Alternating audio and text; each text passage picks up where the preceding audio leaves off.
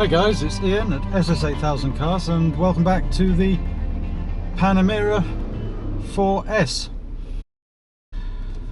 Just wanted to do a summation of overall what I thought of the car. Had it 4 days in the end and thoroughly enjoyed it. I mean, it's a big car, as I think I said in one of my previous videos, but the 2.9 twin turbos 6-cylinder engine seems to manage the bulk of the car with relative ease. I mean, it's a quick car, so I've really enjoyed having it. It is the sort of car that you could live with every day with ease, and I haven't found driving it in London particularly arduous, to be truthful. I've found it quite easy to slot. It's very direct, the steering, and it pretty much goes exactly where you put it. One of the things that makes this car so nice is I love the dash. Now, I was a little concerned at the beginning with the dash as to whether or not it would be usable, but all the primary functions on the dash that you'd use, so your heated windows, your heated seats, stiffen the springs on the car to lower the suspension, all that sort of stuff can be controlled with one touch button, so you don't actually have to go into the menus to pick that sort of stuff up.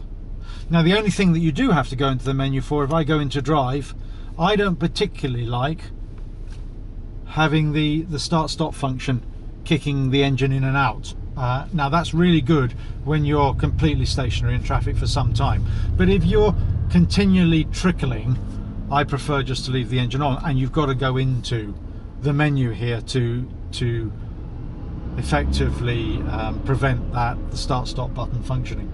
But other than that, very easy to operate, and everything you really want is here.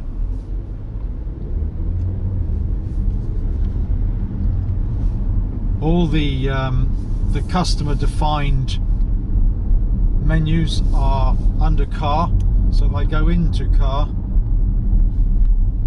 and under vehicle, you have everything that you would be able to set up in this, from your locking, your light and visibility, your seat settings, and all the rest of it.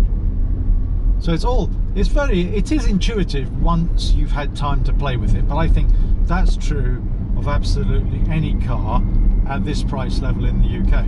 And you know, this is a £105,000 car, so it's not a cheap car. But if you say that it does everything the Ferrari FF does, except for that V12 that you have under the bonnet in the Ferrari, which really, I have to say, dominates everything, so you don't have that. But outside that, it does everything the FF does, just a little bit better. I think the new Panamera looks stunning. If you lower the suspension like I have, and you run 21-inch rims, I think it's an absolutely stunning machine. Only thing is the size. But again, I doubt whether the Ferrari GTC4 Lusso is that much smaller. I'd imagine it'd be a bit smaller, but I really don't think it'd be that much smaller.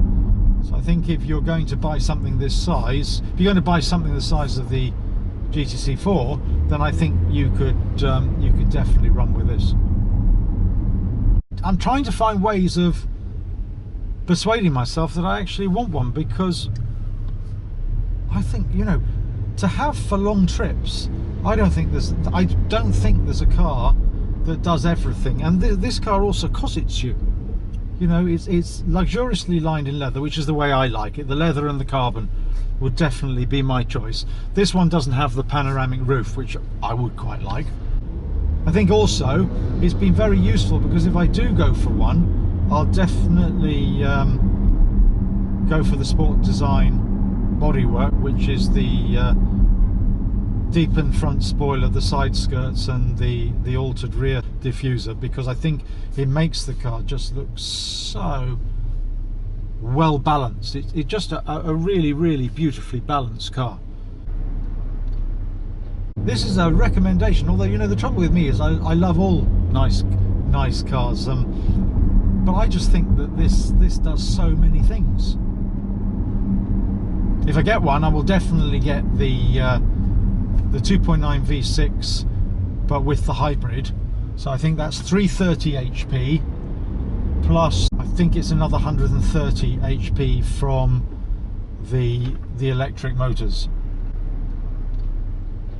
So this is 440 HP. So actually that makes it a combined power total of 460, so very slightly more than this. And it's good value because it's about 10k less than this in truth, although I don't know whether the options in the Panamera 4S are the same as the options that you have to purchase on the hybrid.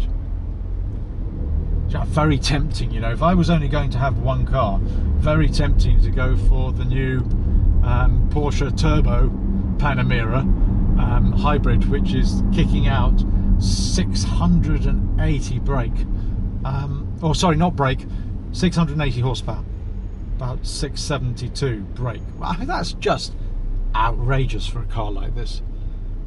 I think that would be a car and a half, as long as it sounds nice. But I think that's probably a 4.0 V8, I suspect, twin turbo. And then you've got the same, probably the same hybrid motor you have in the 4S. And then I think also traveling in London is always a good indication of how good a car is, simply from the viewpoint that you're stuck in traffic the whole time. So really it can get quite frustrating, but if you're in a really nice car and it cosits you, you just feel all snug, and this car does that to you. Being a little bit critical, it's quite dark in here with the black leather and no glass sunroof. You know, there's the actual front of the roof comes quite well forward, which means, you know, you don't tend to get so much light into the cabin. I suppose that could be a criticism. It doesn't bother me, but again, as I said, I'd have the glass sunroof, so it really not going to be an issue in any way. Definitely the best infotainment system called stroke car management system that I've ever come across, once you understand it. But you can also see I still haven't sorted the compass out.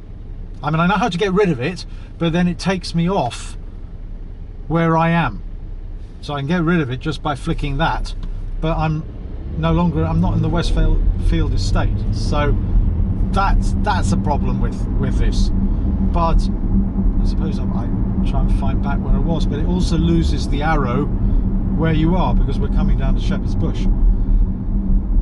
So it's a well opted car, this. I think it's nicely put together. It's got the black finish smooth leather optional extra. I think it's about £2,600, so that's quite a lot, but I definitely recommend it if you were buying a Panamera. I tell you what I do like, it's got indicator lights on the mirrors, and they tell you when there's a car in your 3/4 at the back, so you always know if somebody's coming up. So before you change lane, you just have a look, and if the black area here, I don't know whether you can see that, goes red, then that means you've got a car coming up. I do like that. Anyway, overall, I hope I've given you an impression of what the car's like to drive. I hope it's been useful, and catch up with you next time. So it's Ian from SS8000 Cars signing off.